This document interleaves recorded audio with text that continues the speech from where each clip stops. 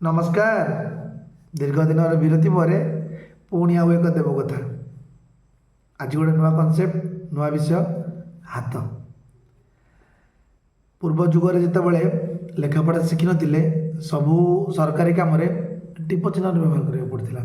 धीरे धीरे लेखापढ़ा शिखिले तीनोटी आंगुठीर व्यवहार है। तापर कौन ये दुईटी आंगुठीर साधारणतः कम व्यवहार हुए।